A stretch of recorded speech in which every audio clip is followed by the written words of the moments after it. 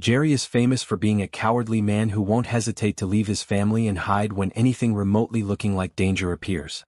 However, considering there are countless versions of Jerry across the infinite multiverse, is it possible that there is a badass version of Jerry Smith out there?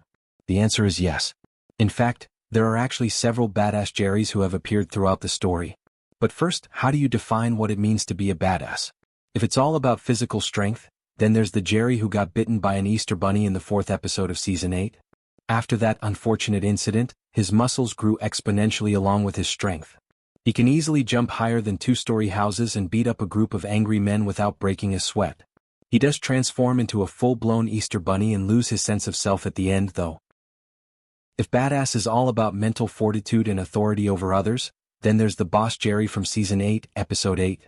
He leads the other Jerrys in the Grand Central, which is Jerry's version of the Citadel of Ricks, and basically gets to decide who can use their facility. Boss Jerry looks like a gangster and he also behaves like one. He rules with an iron fist and can be ruthless to other Jerrys who defy his orders.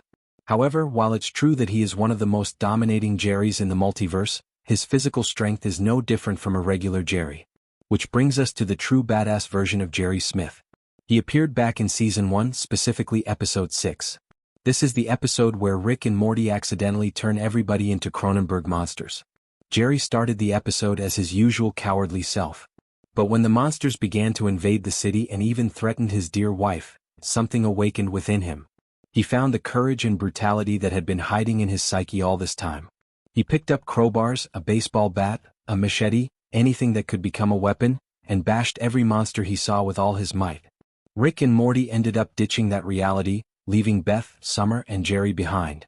By the time Morty comes back to visit in Season 3, Jerry has already become a primal hunter who could take out any monsters in seconds, cook them, and eat them. With his unkempt long hair, wild beard, and beefy body, Jerry looks and behaves like a true badass. Morty comes again to visit his badass father in Season 6. At this point, Jerry has become a true seasoned warrior, both in terms of his appearance and his skills. There's no trace of the old cowardly Jerry anymore. Unfortunately, he lost Beth and Summer many moons ago. This loss greatly affected his mental state. He has become jaded, detached, and numb to everything, just like an old warrior who has gone through many battles. He may not be on par with somebody like Rick, who can transform his arms into laser blades and whip out all sorts of deadly weapons and blast through all kinds of monsters with ease. But compared to other Jerrys, this one is without a doubt the most badass one.